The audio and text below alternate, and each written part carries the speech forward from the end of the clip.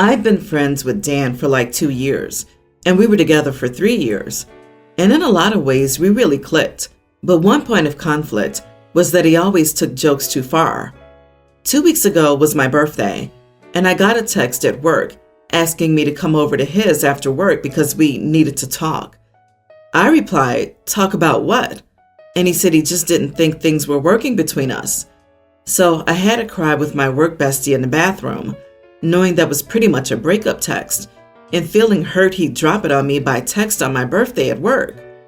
I was angry enough that I let my friend take my phone so I wouldn't say anything I regret, and she just ended up sending K and "boy bye" and then blocking him. My boss came into the bathroom and found me crying. I said I'd just been dumped by text, and it was my birthday too, and she gave me the rest of the day off and told me to file it as sick leave, which was super kind of her.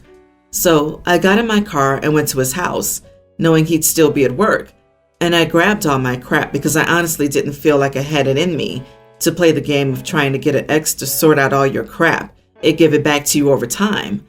I just wanted to get my crap and go home, so I left my copy of the keys on his table when I left.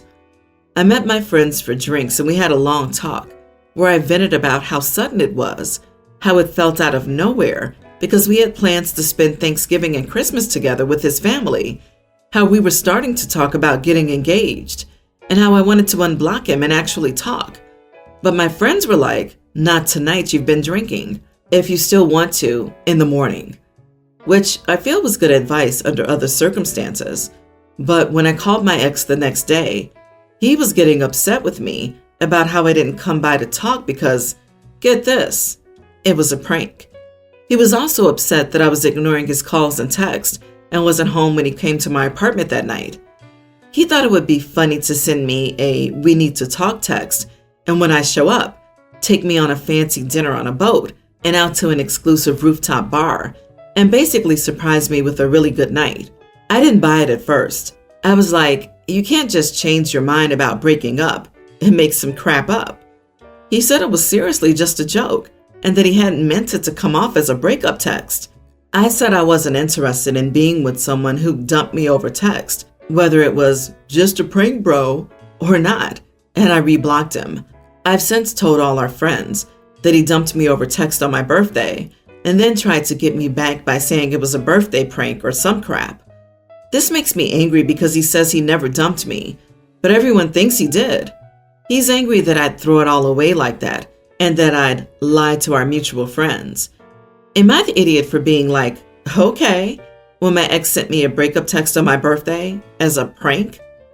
Not the idiot. You rolled like the queen you are. Consider it the greatest birthday gift he could give you, removing his presence from your life. If he was willing to go to those lengths for a prank, what else would he be willing to do? You dodged a bullet there. His behavior and attitude are massive red flags, and he has nobody to blame but himself. There's something seriously wrong with someone who would think it's funny to make you anxious and hurt on your birthday. There are plenty of harmless ways he could have pulled off a surprise, if that was even true. Instead, he did something vicious and mean, and then got angry when you had a normal reaction. He tried to make his behavior your fault.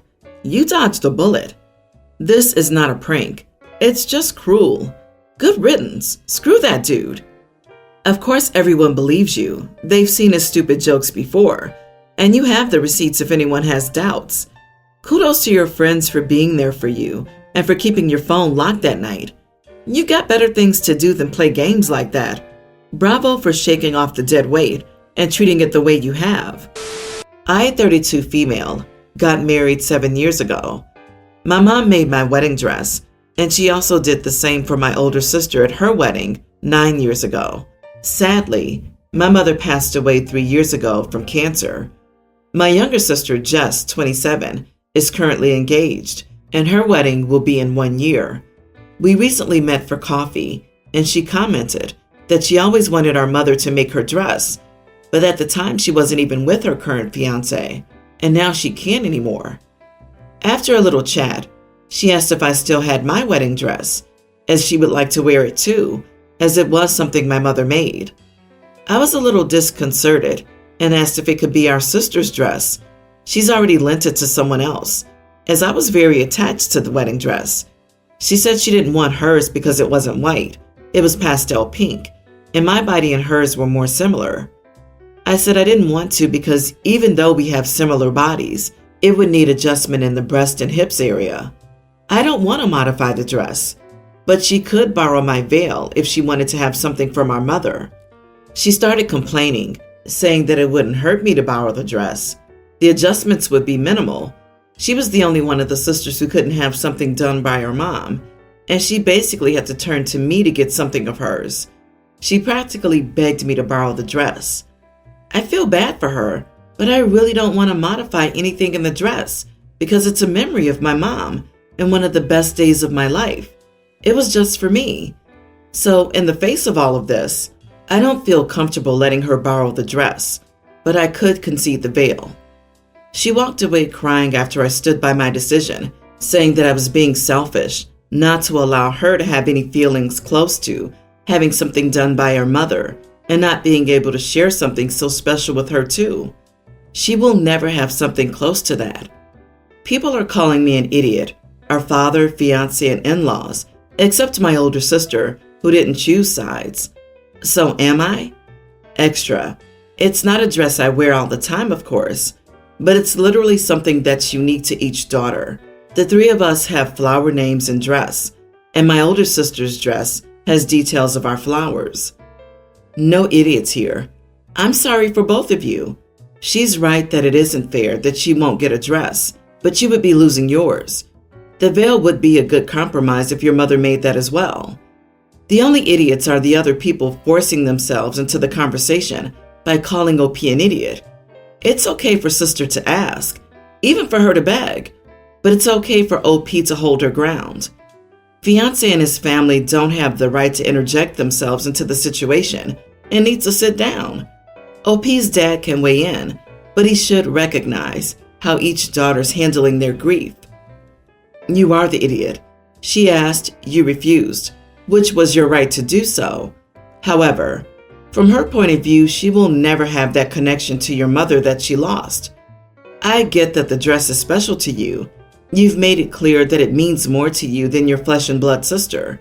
So when your relationship falls apart, take comfort in knowing that a piece of material is still intact to keep you company, rather than sharing the special bond you had with your mother with your sister. Again, she asked and you refused, and that was your selfish right to do, but it was an idiot move. I agree, this is so sad, and I totally understand both perspectives. However, why don't you and your sister have a dress made for her with the flowers of her name on it? So while it won't be from your mom, it will be from her big sisters. Honestly, you're not the idiot, and hopefully she will accept this. I have a son, Ryan, 22. Ryan has a wife, Holly, 22. They got married and moved in together around 4 months ago after dating for 3 years. I'm really happy for them. There's just a small problem though. Holly has recently started making posts on social media with jokes about how horrible mothers-in-law are, all the time. When seeing them, I thought I had done something to upset Holly. I asked her about it, and she insisted that I hadn't upset her, and she just posted them because she thought they were funny. I asked Ryan about it, and he said that Holly never seemed upset at me and told me I'm overthinking it. But Holly keeps making these posts. The rest of my family have even been asking me if everything's okay between me, Ryan, and Holly because they've seen the post too. The last straw was when Holly posted about arguments with monsters-in-law. Now everyone in my family thinks I argued with Holly when that didn't even happen. I asked Holly about it again, and she said that once again, she just posted it because she thought it was funny, not anything personal to me. I told Holly that she was making me uncomfortable and making my family think that I was being horrible to her. Holly said that's not her problem and that people need to learn how to take a joke. I asked Holly to stop making these posts because people aren't going to interpret them that way. Holly said that I'm being unreasonable and told me I couldn't tell her what to do and said that I was a bossy jerk. Not the idiot. Holly is 100% doing this on purpose. If she has an issue with you, she should talk to you about it like a reasonable adult instead of making passive-aggressive posts. Also, allowing everyone else in your family to believe that you had an argument with her that didn't happen is incredibly manipulative on Holly's part. OP, fight fire with honey though if you use social media. Post some really nice things about family and make sure she's included in that. Have a nice visit. Post about how thankful you are for visits with family. Post those nice inspirational posts about how daughters-in-law are bonus daughters and treasures and perfect for whatever reason. Don't go mad, just a little sprinkle among your other things to make it clear that you value her. Start getting snap happy at family gatherings, even if not taking photos of the people, a picture of the food, and another lovely meal with son and daughter-in-law tagged. So when she posts her nonsense, people will be able to see the disparity between them, but you have the receipts. Just don't go overboard. That looks like overcompensating or hiding something. The trick is to keep it subtle, genuine, and occasional. This is the way. Don't just kill with kindness, annihilate with compassion. Leave no survivors. Holly does sound like she's trying to stir up drama, but the best way to deal with that is not to give them the drama they want. Make yourself untouchable by not giving her any ammo whatsoever. She sounds like she wants an evil mother-in-law, just to be part of the in-laws from the bad place club or something. My female 32, father 56, lives with me. After my mom passed away a few years ago, he had trouble dealing with life and I tried to help him out. I had a spare room and I said he could stay there. My siblings and I cleaned up my parents' house and we rented it out with his 100% agreement. The money covers the mortgage and lets him contribute to my household budget for food and utilities. Andy has a little money every month, so he doesn't have to go into his savings or retirement funds. He could go back to work, but he hasn't. I'm not a mental health professional, but he won't go to one either. I think he's just depressed, but I can't make that diagnosis. I work from home and occasionally meet clients for lunch or at their workplaces, so my car usually sits for days on end. My father got the idea that I didn't need a car for myself, and when my aunt's car broke down, he started letting her borrow mine without my permission. I told him that if he wanted to lend out a car, he should lend his car out. He drives a very nice full-size truck. He says that my aunt is uncomfortable driving it. I said I didn't care and needed my vehicle to be available. He said that family helps family. I said my car was mine and not to be lent out. I spoke with my aunt and told her to stop asking for my car. He decided to test my patience. He trapped me in the garage with his truck and left the house one day when he knew I had a meeting. I had to Uber to the meeting. I was almost late. I was absolutely livid. When I got home, his car was still there, but my car was gone. My aunt needed it for appointments. I told him that it was time for him to move out. He isn't just inconveniencing me now. He's actively sabotaging my job. He cried that he was sorry and wouldn't do it again. I gave him one last chance. There were no problems until yesterday. He lent out my car so my aunt could visit her kid. He had had a key made. I saw that my car was missing, and I didn't even ask. I called and reported it stolen. My car has a tracker in it because it's not paid off. It was easy to find. I, in the meantime, had turned off my phone and gone shopping. I was unavailable when everyone started calling me to tell the cops that my aunt had my permission to take my car. I feel bad for wasting the cops' time, and my family says my aunt was traumatized. My dad is moving in with her now. I did drop the charges and cleared everything up, but my family's still mad at me. I'm mostly mad at my father, but my aunt bore the brunt. Not the idiot. Your aunt knowingly took your car without asking for your permission. That is your car, not your father's. Your aunt is not innocent here.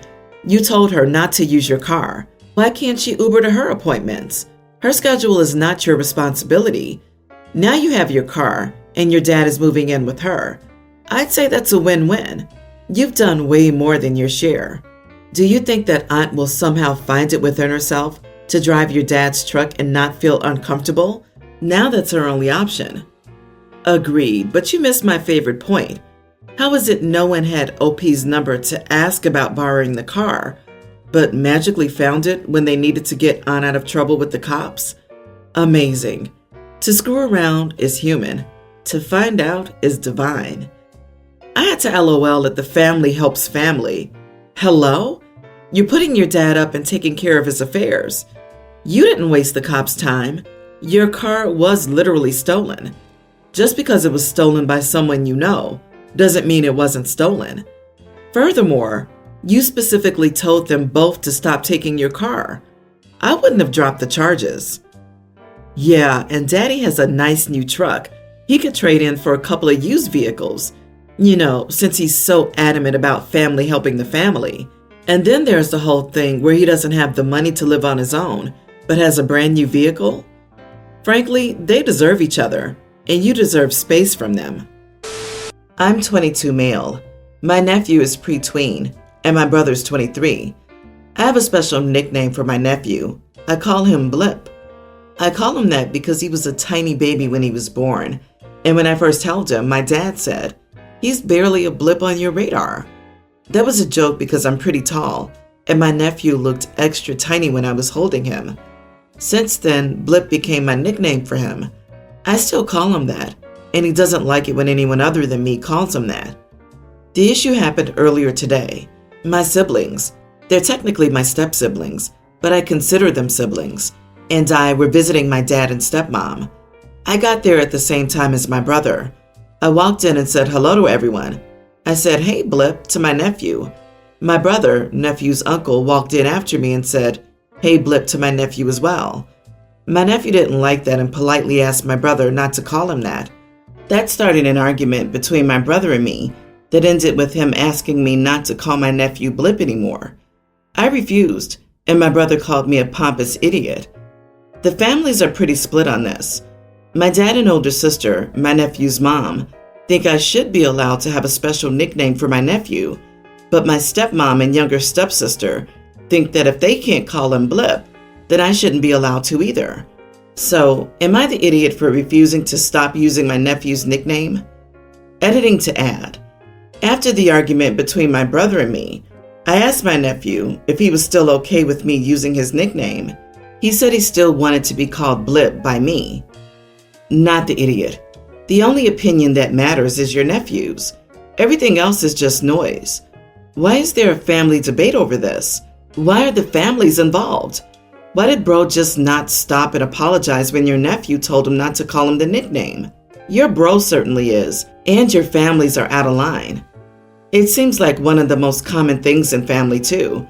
I have a nickname I only accept from my sister, and she has one she only accepts from me.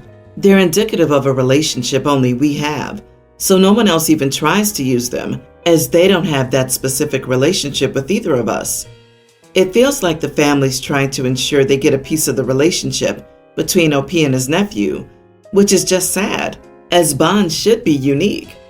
Exactly. Your nephew doesn't like it when anyone else calls him Blip. If your brother keeps calling him Blip, he'll only teach him that others can disregard his identity as they wish. So anyone else who calls him that without his permission is the idiot. I'm amazed that your brother, who's 23, doesn't understand what is obvious to your child.